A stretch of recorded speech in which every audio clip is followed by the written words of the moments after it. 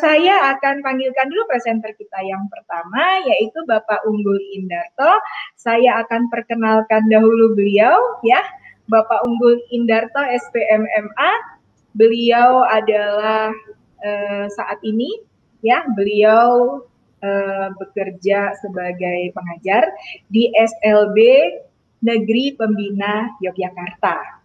Ya, sebelumnya beliau ada di SLB Negeri Sleman Yogyakarta, masih tetanggaan ya Pak ini ya, Pak Unggul ya.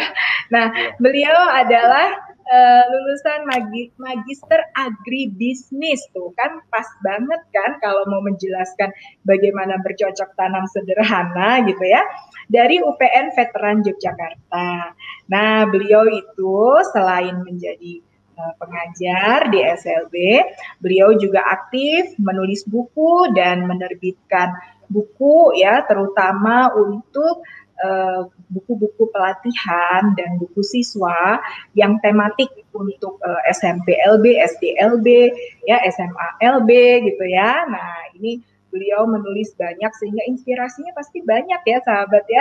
Juga melakukan penelitian terkait dengan makan dan minum dengan metode sensori motor play pada siswa SDLB Tunagrahita. Nah, ini juga menarik. Artinya beliau di sini nanti akan menghadirkan sesuai dengan pengalaman beliau, dan jangan tanggung-tanggung ya sahabat, ilmunya harus dimiliki. Oke, baik kalau begitu. Assalamualaikum Bapak Unggul Indarto, bagaimana kabarnya? Waalaikumsalam Bu Yuli Faisal, kabar saya baik, semoga kabar Ibu juga baik, kabar sahabat luar biasa juga baik. Ya, alhamdulillah. Bapak ini berada di sekolah saat ini? Iya, saat ini saya berada di sekolah. Oke, apakah sudah ada tatap muka atau mungkin hanya aktivitas guru, Pak? Oh, untuk saat ini kami masih belum tatap muka. Kemarin 1 hari, tetapi ternyata ada kebijakan lain. Jadi untuk saat ini masih menunggu kebijakan selanjutnya untuk tatap muka kembali. Oke, berarti ini aktivitas para pengajar dan guru saja yang ada di sekolah ya, gantian Iya, piket gitu kira-kira. iya. Ya, baik kalau begitu Bapak Unggul, kami persilahkan waktunya 30 menit untuk menyajikan materi karena sahabat sudah pada nggak sabar apa sih itu ya, bercocok tanamnya gimana caranya yang sederhana gitu ya. Silahkan, nanti kita akan ketemu lagi di akhir paparan Bapak. Terima kasih, silakan Pak. Terima kasih Bu Yuli. Baik, selamat siang sahabat luar biasa. Saat ini bertemu dengan saya, Unggul Indarto. Kebetulan tadi sudah diperkenalkan bahwa saya di sini sebagai guru pertanian di SLB Negeri Pembina Yogyakarta. Saat ini PM4TK TK dan PLB memberi kesempatan untuk saya berbagi pengalaman tentang bagaimana bercocok tanam secara sederhana, terutama yang bisa diaplikasikan kepada siswa karena kondisi pandemi seperti ini tentu saja cukup ini ya, untuk kita bahkan mungkin orang tua juga belum siap. Ini bagaimana harus mengajar anak-anak saat berada di rumah, sementara ketersediaan alat juga terbatas, pengalaman atau pengetahuan orang tua juga terkait materi yang harusnya didapat di sekolah itu juga terbatas. Nah, di sini saya hanya akan berbagi pengalaman. Nanti jika ada masukan atau saran dari teman-teman juga saya sangat terbuka dan bahkan saya sangat berterima kasih untuk masukan-masukannya. Oke, saat ini yang ingin saya tampilkan adalah bercocok tanam sederhana. Mungkin kadang ada pertanyaan-pertanyaan ya. Ya, next, boleh. Ada pertanyaan-pertanyaan, mengapa sih harus pertanian yang harus diajarkan? Bukankah ini zaman sudah modern? Pertanian itu kan udah kuno. Kemudian banyak bidang yang lebih populer saat ini, ada IT, ada games dan lain-lain yang berbasis teknologi. Kemudian pertanian itu kotor gitu loh. Sementara anak-anak juga kadang banyakan yang ini ya, maksudnya aduh aku nggak suka kotor, nggak suka panas-panas. Nah, ini ada jawaban singkat dari saya tentang zaman sudah modern memang, tetapi kebutuhan akan bahan makanan yang notabene adalah produksi hasil pertanian, produk-produk pertanian, itu selalu dibutuhkan. Kemudian semua orang mengkonsumsi produk pertanian. Jadi tidak mungkin dibilang tidak populer karena setiap orang mengkonsumsinya. Ya. Kemudian takut kotor. Kalau kotor tetapi menghasilkan, kenapa tidak, ya kan? Jadi sekarang juga kita sudah banyak mengembangkan bagaimana cara budidaya pertanian tetapi yang tidak kotor. Salah satunya dengan hidroponik. Mungkin hidroponik yang asli biayanya sangat tinggi, tetapi kita mencoba untuk nanti pada pertemuan kali ini kita belajar bagaimana hidroponik sederhana sih yang biayanya nggak terlalu mahal. Oke, next. Ya, ada 3 dasar dalam saya mengajarkan pertanian sederhana bagi anak-anak didik kami, yaitu APK. Apa itu? A itu amati, jadi kita melakukan observasi selama kita melakukan pembelajaran waktu kemarin tatap muka, tentu saja kita sudah mengamati karakteristik dari siswa-siswa kita bagaimana. Kita juga amati juga bagaimana sih kondisi orang tua, apakah orang tua di sana ada background pertanian atau tidak, kemudian apakah kesibukan orang tua bisa mendampingi anak atau tidak. Nah, itu juga menjadi bahan pengamatan kita. Kemudian daya dukung lingkungan. Nah, apakah di lingkungan peserta didik itu banyak lahan yang luas atau tidak ada lahan yang tersedia untuk bercocok tanam. Nah, ini juga menjadi pengamatan kita. Oleh karena itu, kunjungan ke tempat didik, ke rumah tinggal peserta didik juga itu sangat diperlukan. Oke, sahabat. Yang kedua adalah pahami. Pahami yaitu kita merencanakan suatu tindakan pembelajaran berdasarkan apa yang sudah kita amati terhadap peserta didik kita secara menyeluruh. Nah, sehingga rencana pembelajaran kita sesuai dengan kondisi siswa. Jadi memang fokus kita atau pembelajaran kita harus berbasis pada peserta didik. Kemudian yang K, yaitu adalah kerjasama.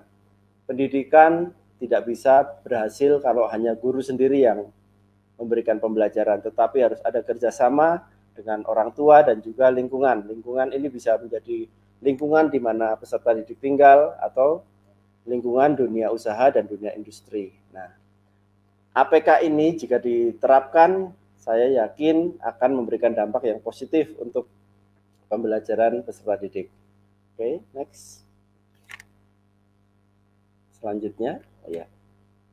Bagaimana sih bercocok tanam sederhana? Prinsipnya sebenarnya hanya satu. Gunakan apa yang ada di sekitar tempat tinggal peserta didik kita.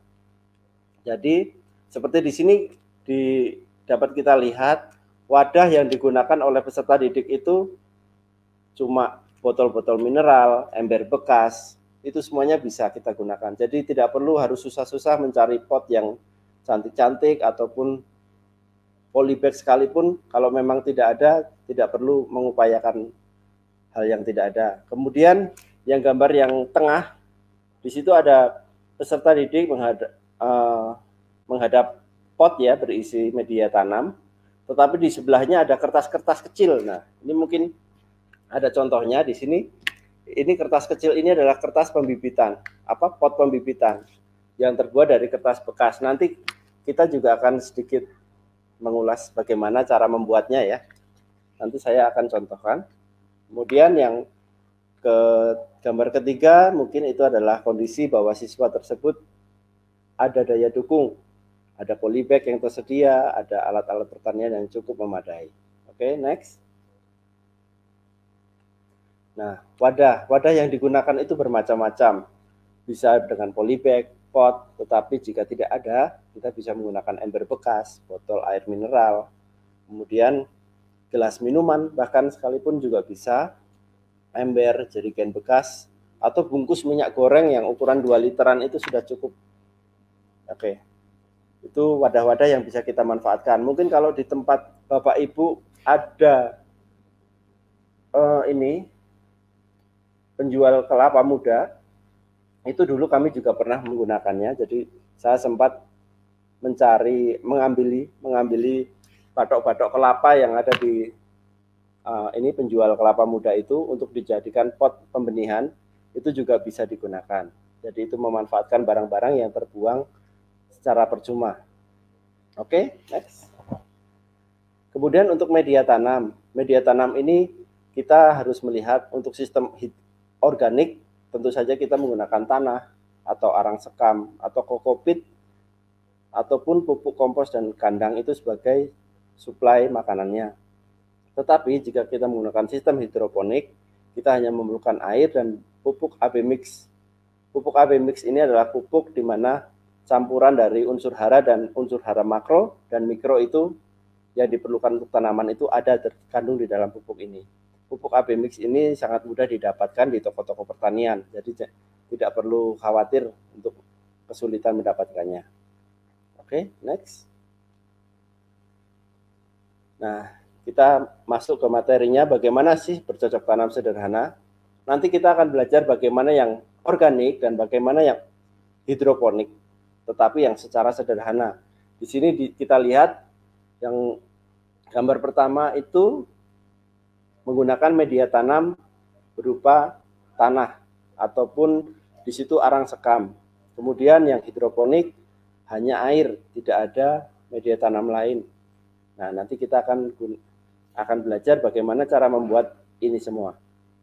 Next. Nah, inilah kegiatan kita hari ini adalah persemaian dan pembuatan wadah tanam. Persemaian ini nanti kita bisa menggunakan seperti itu rock wool. Rock wool ini juga bisa dijumpai di toko pertanian, tetapi jika tidak ada rock wool sekalipun, kita bisa menggunakan tisu. Bisa juga menggunakan busa-busa bekas, mungkin busa jok, busa sofa yang tidak terpakai juga bisa. Next. Ya, ini kita mau mengenal alat dan bahan yang digunakan untuk persemaian. Kita menggunakan tusuk gigi atau tusuk sate. Jadi, tapi kita nggak akan makan sate ya di sini. Jadi di sini hanya untuk membuat lubang saja, kemudian nampan juga untuk pembibitan. Kemudian bahan apa yang diperlukan untuk pembibitan pengganti polybag, yaitu dengan wadah pembibitan kertas ini, kita membutuhkan media tanam, sebuah kertas bekas, dan juga benih tentunya. Kemudian bahan untuk pembibitan sayuran, kita membutuhkan rock wool ataupun kertas tisu. Kertas ini tidak, mohon maaf, ada kesalahan ketik, kemudian dan juga benih. Ya. Next. Ya, untuk pembuatan wadah tanam, kita menggunakan alat yaitu gunting atau pisau cutter. Kemudian bahan yang digunakan botol mineral, air, kain flanel, sumbu kompor. Kain flanel ini bisa diganti dengan kain sumbu kompor ataupun kain perca yang bersifat katun, bahannya katun karena bersifat untuk bisa mengalirkan, daya kapilernya cukup tinggi. Kemudian arang sekam, kokopit, kalau sampai benar-benar tidak ada, paling banter kita pakai pasir campur tanah dikit boleh. Kemudian air untuk sistem hidroponik. Ya, next. Oke, kita akan mencoba praktik bagaimana membuat wadah pembibitan ini. Mungkin bisa di zoom. Oke. Baik. Bapak Ibu, sahabat luar biasa, mungkin bisa menyediakan sebuah kertas dulu. Saya tunggu beberapa detik untuk menyiapkan kertas. Ya. Ini ada kertas bekas. Ini biasanya di kantor-kantor, di sekolah kita biasanya banyak kertas bekas karena kita salah ngeprint atau apa, kita buang atau kita kilokan. Nah, hari ini kita mau memanfaatkannya, salah satunya untuk wadah pembibitan dari kertas. Ini sangat, kenapa kertas ini, apa sih keunggulannya? Keunggulannya, pembibitan ini saat ini akan ditanamkan di lahan pertanian, kita tidak perlu susah-susah menyobek ataupun membongkar, akan tetapi kita bisa langsung tanam saja, karena kertas ini mudah sekali hancur saat terkena air. Tetapi saat kita menyiram waktu pembenihan, ini tidak akan rusak. Karena saya sudah mencobanya.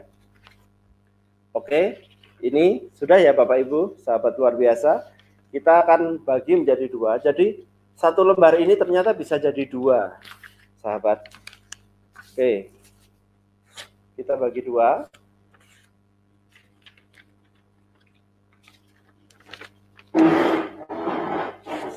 Meja saja, arah meja.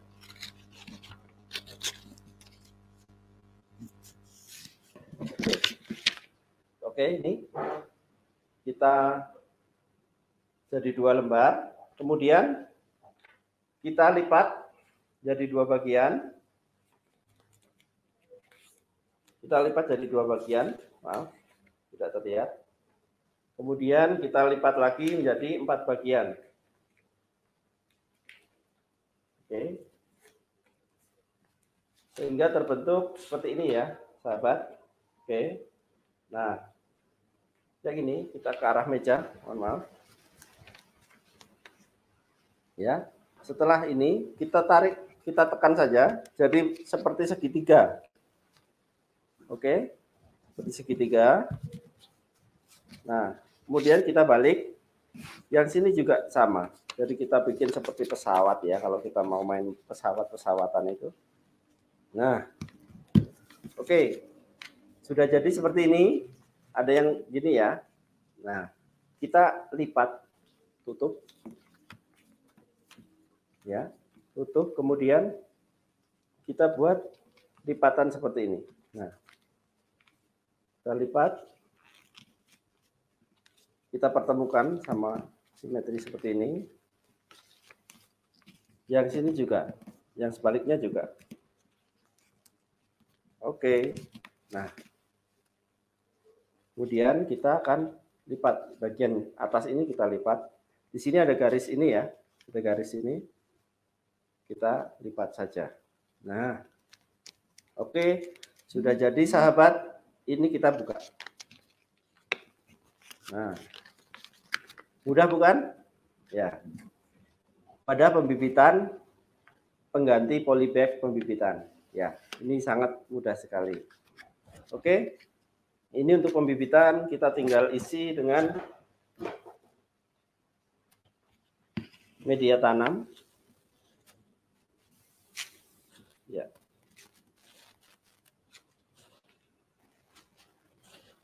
Di sini kita menggunakan arang sekam.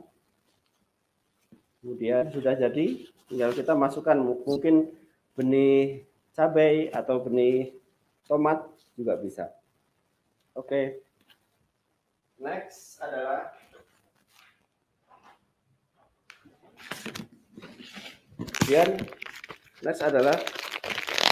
pembibitan untuk tanaman sayuran. Kita menyiapkan untuk hidroponik ya, sahabat. Ini adalah rock wool yang saya sebut tadi. Rock wool ini murah, sebenarnya di toko pertanian juga. Biasanya ada rock wool yang isinya sudah pecahan seperti ini. Ini cara mecahnya kalau kita dapatnya yang tidak pecahan, misalnya seperti ini. Misalnya seperti ini. Ya.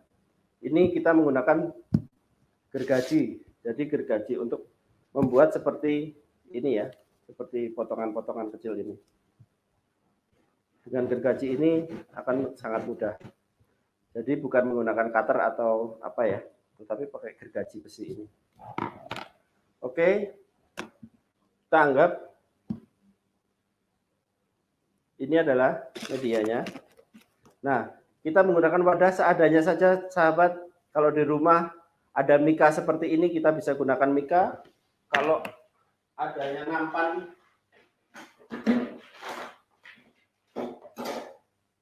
bapak ibu atau ibu-ibu yang ada di dapur, ada nampan, kita juga bisa gunakan. Ditaruh di sini ya. Oke. Atau kita menggunakan mika ini. Kemudian nah tadi yang saya sampaikan, kita menggunakan tusuk gigi atau tusuk sate. Di sini kita gunakan tusuk gigi. Cukup 1 lubang saja untuk membuatnya. Ya. Ya, kita anggap ini lubang semua di sini.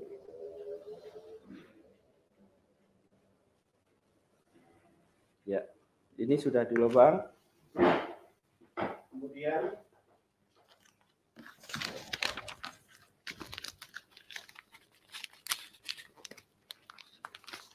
di sini ada benih, sahabat. Ini adalah benih untuk cesim ya, untuk cesim. Nah, apa sih fungsinya dari tusuk gigi ini selain untuk melubangi rockwool? Ini juga berfungsi, ini dibasahi.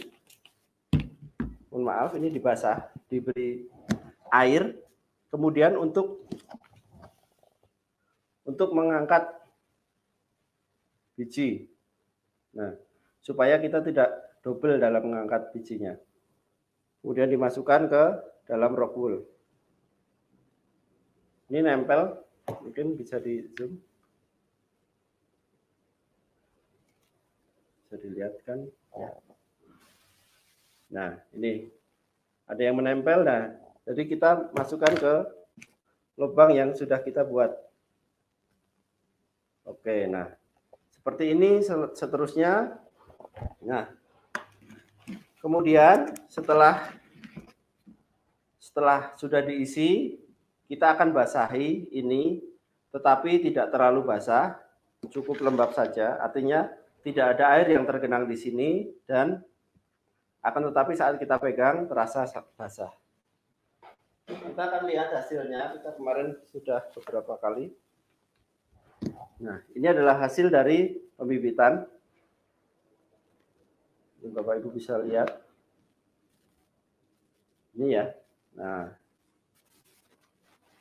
pembenihan. Kalau yang ini pakcoy.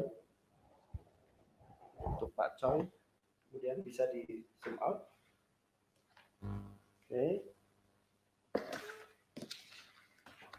Ya. Kemudian ini adalah sistem wick system. Ya. Apa itu wick system? Wick system itu sebenarnya seperti ini. Jadi di sini kita menggunakan netpot. Ini tadi belum saya perkenalkan netpot. Netpot ini bisa Bapak Ibu menggunakan netpot yang dari toko pertanian. Bisa juga menggunakan, misalnya ada plastik wadah agar-agar, itu juga bisa digunakan. Nah, di sini sudah tumbuh. Jadi setelah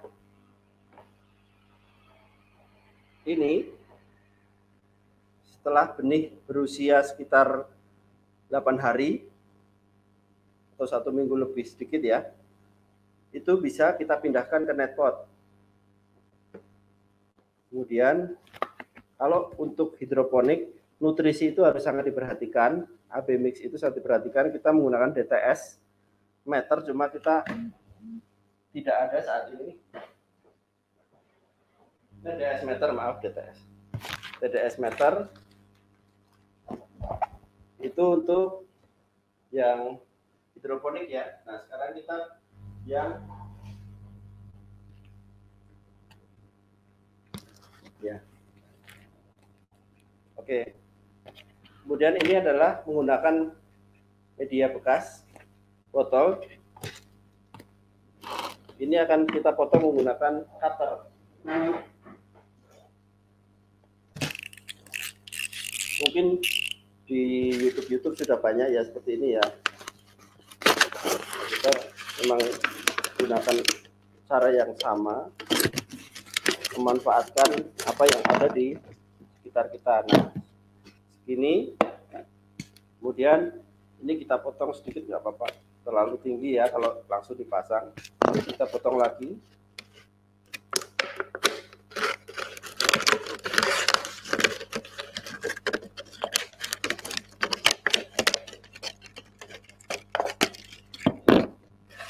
Oke, nah ini adalah satu, sudah instalasinya, sudah media tanam bisa dimasukkan.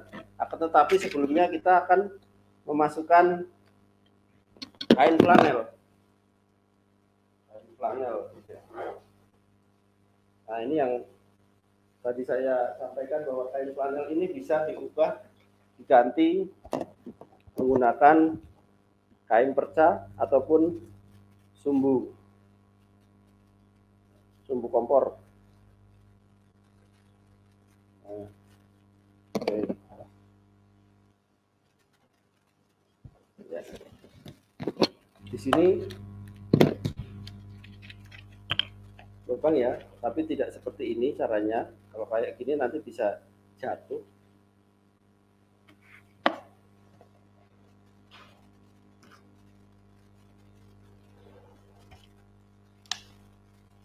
Kita caranya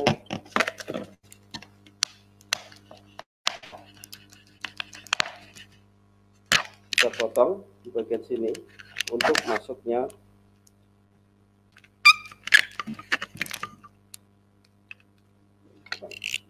Ini mohon untuk peserta didik saat menyampaikan kepada peserta didik atau orang tua, pembuatan yang seperti ini adalah pendampingan orang tua atau orang tua saja yang melakukan karena menggunakan benda tajam ya. Resikonya cukup besar.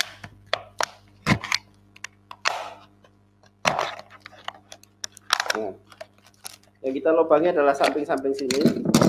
Kemudian kain kita masukkan lewat samping sini, tembus ke lubang yang lainnya.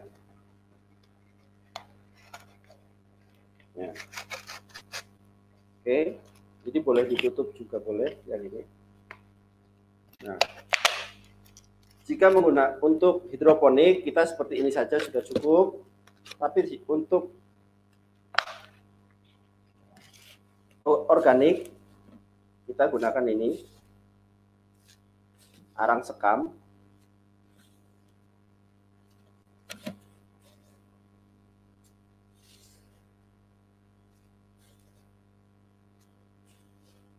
Oke.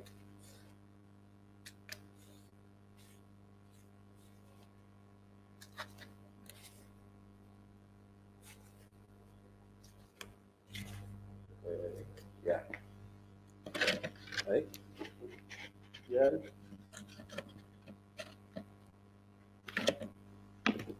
Jadi untuk jika kita siap pindah tanam, jadi saya tambahkan lagi saat pembibitan ini air yang digunakan adalah air biasa, belum menggunakan air nutrisi. Jadi tetapi saat akan dipindah ke pot ini, nah ini air yang digunakan adalah air nutrisi. Ini adalah air nutrisi karena kemarin sudah untuk nyemprot tanaman. Ini adalah air nutrisi. Kita gunakan air nutrisi.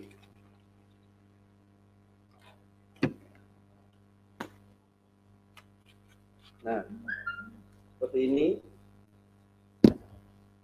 Kemudian kita tanamkan.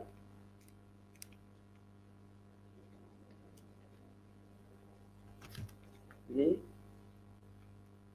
bibitnya kita tanam. Nah, kita kasih air sedikit supaya melesat. Nah, jadi seperti ini, ya boleh semua. Jadi seperti ini Bapak Ibu untuk pembibitan dan penanaman menggunakan media bahan bekas ya, bahan bekas. Kemudian setiap 1 minggu sekali diusahakan ini diganti. Karena apa? Karena kadang ada nyamuk yang bisa masuk ke sini bersarang di sini karena sehingga menyebabkan sarang nyamuk. Karena kadang ada lubang di sini. Ini 1 minggu sekali boleh diganti dengan menggunakan air nutrisi yang baru. Dan setiap hari Bapak Ibu, mohon maaf ini saya angkat, setiap hari mohon diaduk-aduk kalau bisa pagi dan sore. Fungsinya apa? Karena agar oksigen yang terlarut di dalam air ini bisa lebih tinggi. Jika tidak, maka akan menimbulkan keasaman dalam air. Baik, itu adalah salah satu beberapa cara bagaimana bercocok tanam secara sederhana yang kami lakukan dan kami ajarkan kepada peserta didik dan peserta didik lakukan di rumah saat selama masa pembelajaran jarak jauh.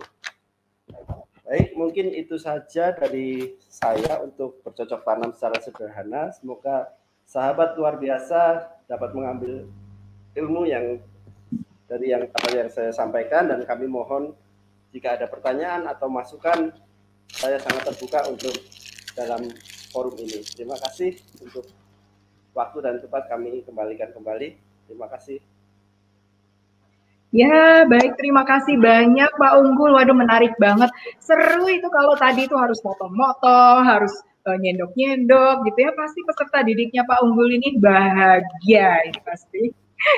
Karena di rumah tidak hanya harus duduk dan duduk manis mendengarkan Pak Unggul bercerita, tapi dia juga boleh tangannya ribet gitu ya, tangannya sibuk gitu untuk mengerjakan sesuatu. Ya Pak, tadi sudah ada beberapa pertanyaan, ini juga masih terus jalan gitu ya pertanyaannya. Mungkin nanti kita akan sambung di sesi tanya jawab. Kita menerima materi dari pemateri kedua dulu ya. Terima kasih banyak Pak Unggul. Terima kasih. Ya baik sahabat luar biasa, Classmate dan Insan Edukasi, seru ya materi siang ini, nggak bikin ngantuk kan ya. Jadi pertanyaan sahabat tenang saja, nanti sama Pak Operator dan saya juga akan sebagian kami catat gitu ya, sehingga nanti mudah-mudahan nanti semuanya bisa terjawab ya. Nah oke, ini tadi yang banyak bertanya masalah tanaman ini tadi Pak Unggul. Yang banyak bertanya itu tadi masalah air nutrisi. Ini yang tanya ada Bu Anis Sumaryati, Bu Hermat, kemudian ada apalagi siapa nih, Bu Titin. Wah banyak banget yang nanya ini tentang air nutrisi. Itu belinya di mana? Kalau buat gimana komposisinya? Kemudian beli apa namanya? Yang dibeli itu apa namanya gitu. Itu Pak tadi pertanyaannya Pak tentang air nutrisi. Saya nggak ngerti ini apa susu bernutrisi gitu. Iya, terima kasih Bu Yuli. Bisa langsung saya jawab atau bagaimana? Ya, silakan. Oke, baik. Terima kasih sahabat luar biasa untuk pertanyaannya.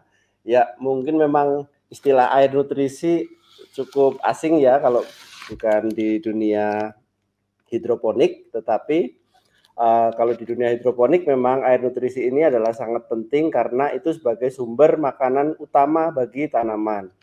Nah, air nutrisi ini biasanya kalau para pengrajin hidroponik itu menggunakan AB mix. Nah, ini macamnya sangat bermacam-macam, jadi tidak semuanya seperti ini.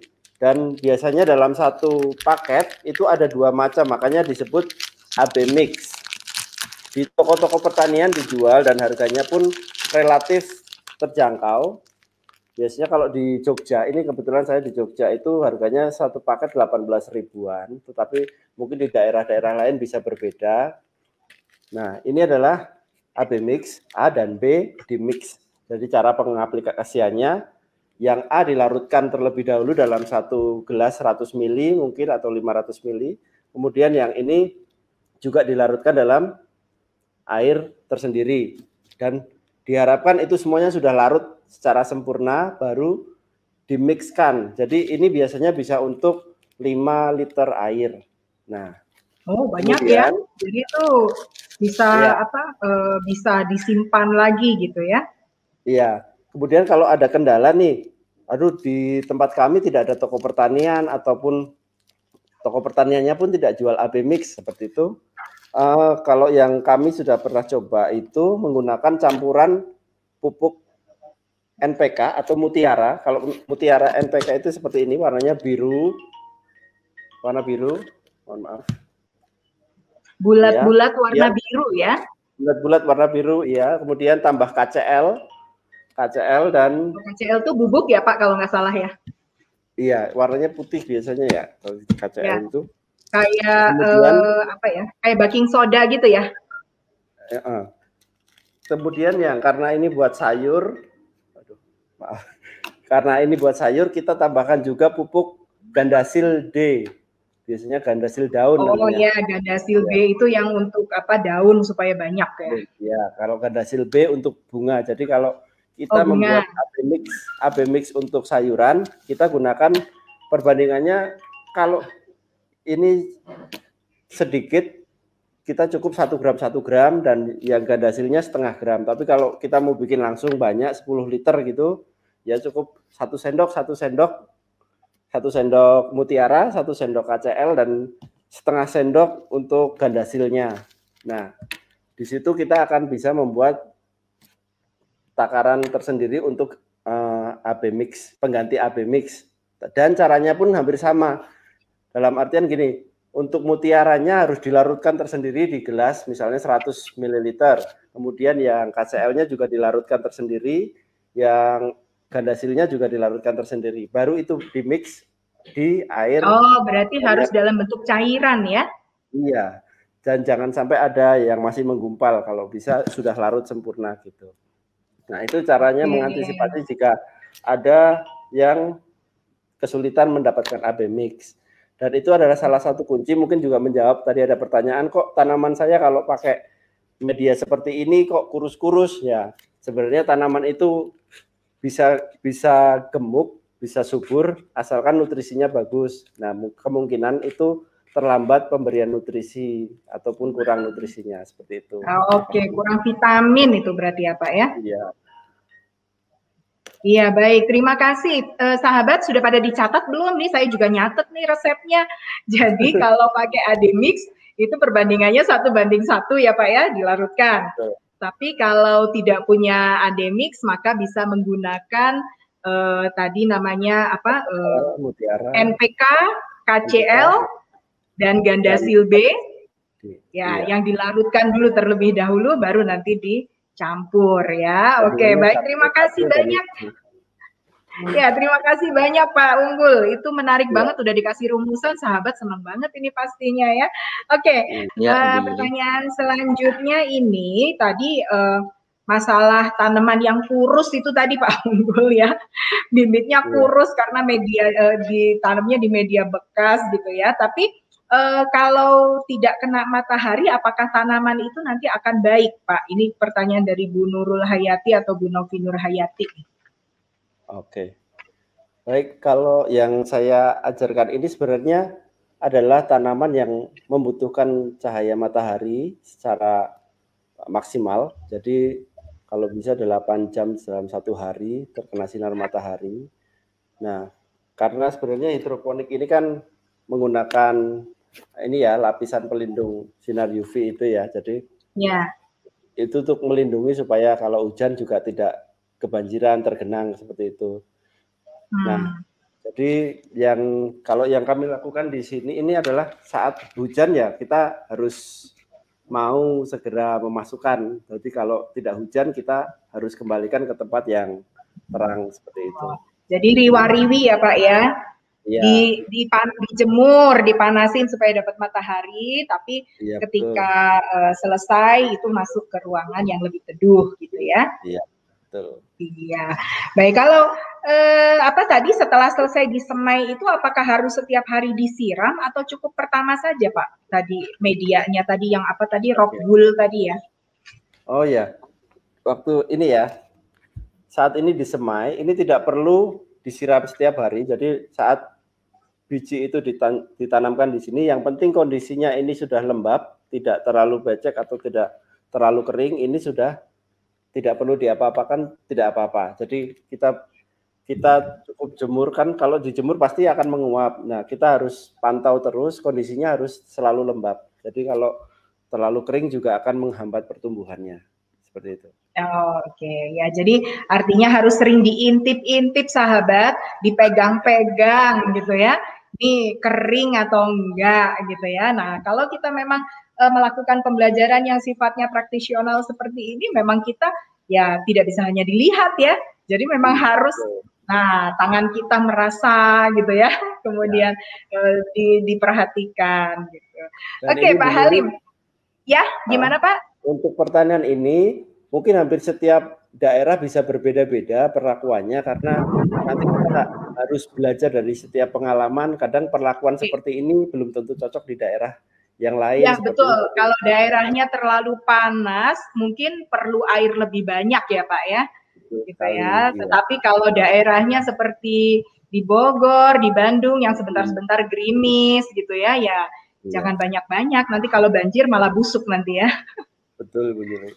Nanti untuk yang apa namanya, untuk yang tadi tunagrahita ada pertanyaan juga dari Ibu Awaliyah Epot nih ya.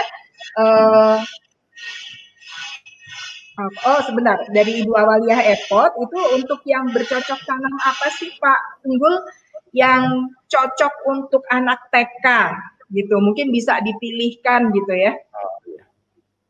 Oke, untuk TK sebenarnya tanaman-tanaman sayuran tadi sudah bagus kayak pakcoy ataupun kalau seledri itu juga sangat mudah panenannya karena kalau pakcoy itu kan cabut panen.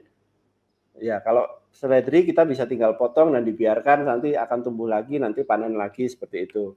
Nah, satu lagi sebenarnya kita sudah siapkan. Ini juga bisa.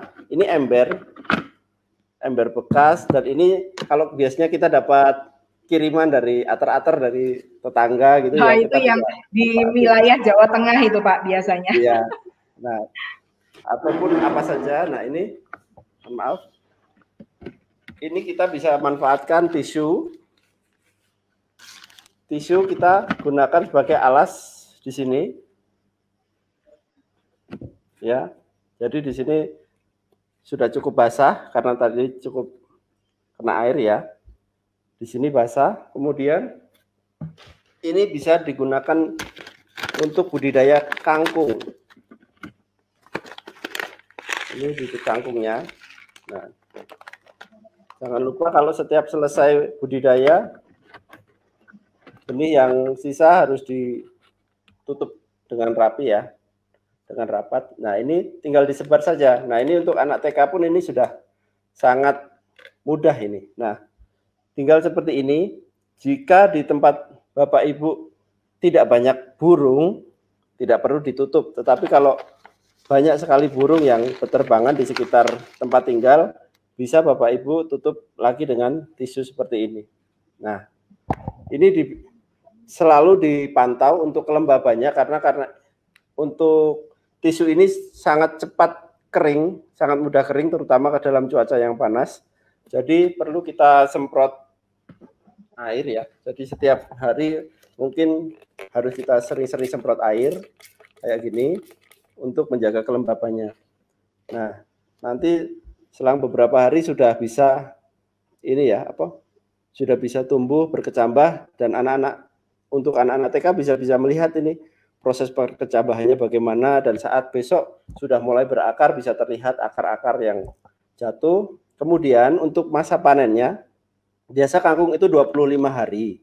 Akan tetapi jika menghendaki rasa yang crunchy, cukup 15 hari kita bisa panen, dan justru itu tidak perlu.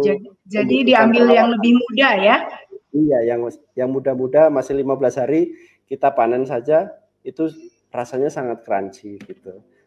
Dan perawatannya jadi lebih mudah. Ya, kalau untuk sayuran yang nggak mudah mati apa ya Pak ya? Ini ada pertanyaan dari Bu Sugiyarti Nela. Sayuran sebenarnya semua sayuran asalkan nutrisinya bagus tidak akan mudah mati. Iya. Yang mudah mati karena nutrisi yang diberikan itu pasti, karena seperti kita saja manusia, sekalipun kita kuat kalau tidak pernah diberi makanan pasti juga akan lemas juga ya. Jadi memang kuncinya hanya ada di nutrisi. Sayuran apapun itu pasti akan bisa hidup kalau nutrisinya tercukupi. Iya, baik Pak Unggul. Ini tadi memang banyak sekali yang menanyakan karena mungkin hal baru ya bercocok tanam yang sederhana ini tadi. Karena dilihat tadi begitu mudahnya perangkat yang digunakan, kemudian itu semuanya tersedia gitu ya. Nah, ya semuanya tersedia di dekat-dekat ini saja. Jadi banyak yang terinspirasi untuk segera praktek nih Pak gitu. Iya, semoga bisa semuanya.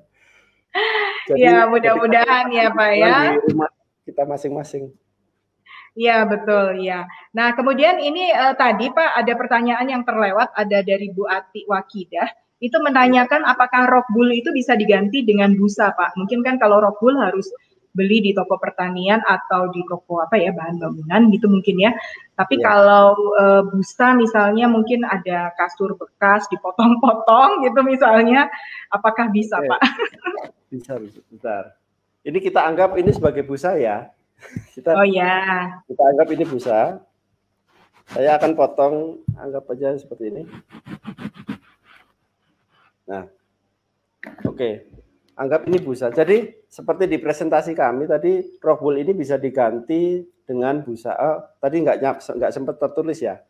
Nah, misalnya seperti ini. Jadi kita pembibitan kan tidak selamanya pakai rockwool. Mungkin ini di tisu atau di tebaran tanah atau apa ya, atau kokopit atau arang sekam. Nah, jika sudah seperti ini, kita memiliki busa, kita gunting jangan sampai habis, tetapi cukup 3/4 misalnya, 3/4 bagian kepotong, kemudian kita selipkan.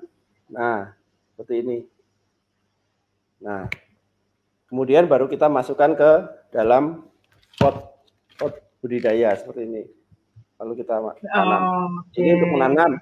Tetapi kalau untuk pembibitan tidak ada rockwool, kita menggunakan tisu saja sudah cukup sebenarnya. Yang penting pakai tisu saja ya, jangan pakai busa terlalu dalam itu. Busa nggak apa-apa. Yang penting bisa di lubang-lubang, karena kalau busa kayaknya di lubangnya agak sulit membentuk ya. Iya, karena terlalu lunak ya, kurang keras ya. Kalau pas pembibitan pakai tisu aja udah cukup sebenarnya. Oke, pakai tisu, kemudian dia harus muncul akar dulu, baru setelah itu tadi dipindahkan ke media lagi ya Pak ya?